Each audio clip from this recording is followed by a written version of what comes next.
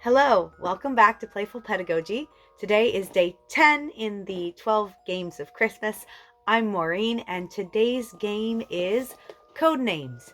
Codenames is a team-based word association game where players work together to uncover the secret words on a shared grid without accidentally touching the secret agent. No, the assassin. And there is a double agent. The double agent is really to make the game even because it's a playing board of 25 words, and one team will have 8 words that they need to find. The other team will have 9 words that they need to find. One person acts as the spy master. You, as the teacher, can be the spy master. And you would give 1 word clues and a number to connect the words.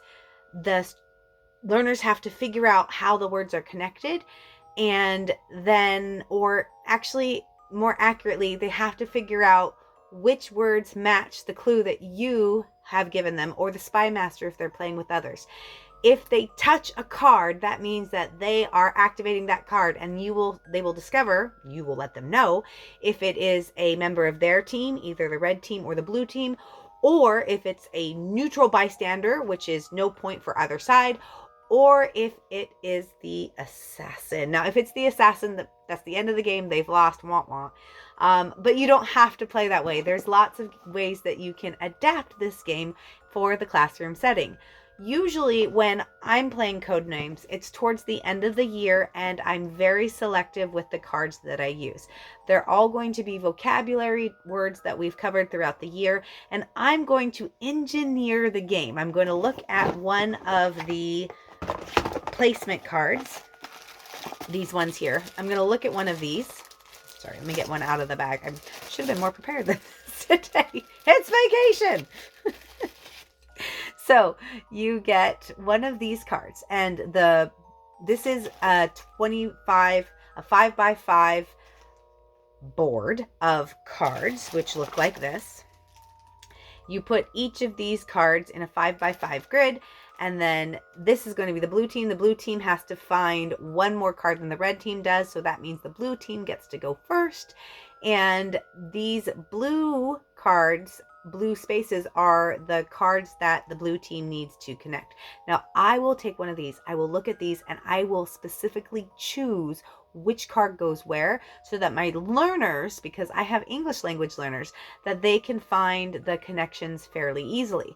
Now, you can do this by vocabulary type. For example, when I'm organizing the cards, I will arrange them in categories that I know are specifically linked, and then I will put them on the blue spaces based on the category.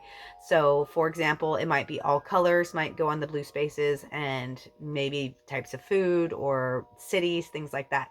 If you're using this in science, then it might be one type of phylum, or like in my class, we did the water cycle, so it might be types of water cycle are all connected. You can play this randomly too. That makes it a lot more complicated. However, for my language learners, I try to make it a fun experience, and that they have language wins. The assassin, I usually put as some random word that it's a word that they know, but one that they probably won't associate with the other words, to kind of help them avoid that one. But occasionally they do, and then we reset and we start again. I will often put this on, I'll set it up ahead of time, and I'll put it on the whiteboard, and then I will mark which ones they are, whether it's a blue or a red, or I'll use green for the neutral bystander, or some, and then of course the black is the assassin. Dun dun dun. So this game is all about being precise with your language, making inferences, and strategic thinking. It encourages rich discussion, collaboration, and justification of your ideas, while remaining accessible and highly engaging for learners of all ages. In the language arts classroom, we use it for vocabulary based on themes and word relationships.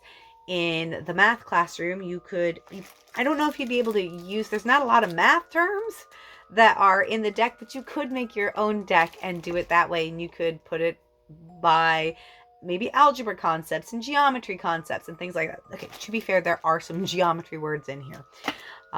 If you're a mathematician, if you're a math teacher, maybe you have some great ideas on how you can use code names. In science, I have used this in science because there's quite a few science words here. And again, I would put them by category. So I would link all of the water cycle words. And if we were talking about biology, so maybe all of the animals I'd put together, things like that. For social studies, maybe you could use different time periods, for example. I know that at school, one of the other teachers, it did Mesopotamia, and then they did the Neolithic era, and now they're doing the Egyptian time. So you could categorize those and set up your board game like that.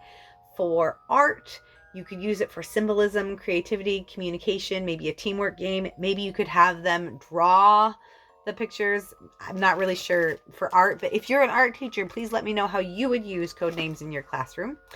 It can be a very flexible, and it's definitely a very fun game.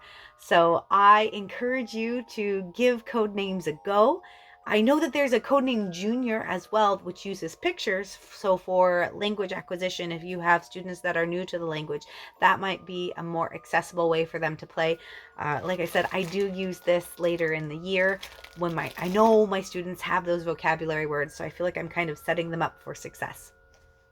So if you use code names in your classroom with your learners, please put it in the comments below. Let us know how you use it. If you have any ideas or suggestions, please come back tomorrow for day 10. Oh no, today is day 10. Come back tomorrow for day 11 of the 12 games of Christmas. And I hope you have a day full of play, and I will see you tomorrow. Bye.